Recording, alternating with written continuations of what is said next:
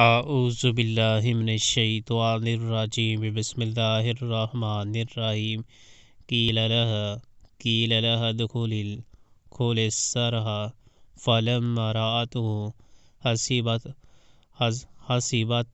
حسبته لجة وكشفت عن ساقيها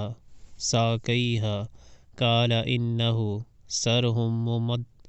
سرح ممرد من قوارير قالت ربي إني ظلمت نفسي وأسلمت مع سلیمان للہ رب العالمین۔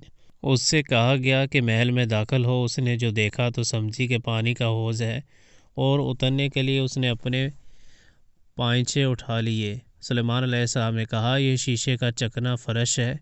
اس پر وہ پکار اٹھی، اے میرے رب، آج تک میں اپنے نفس پر بڑا ظلم کرتی رہی، اور اب میں نے سلیمان علیہ السلام کے ساتھ اللہ رب العالمین کی اطاعت قبول کر لی۔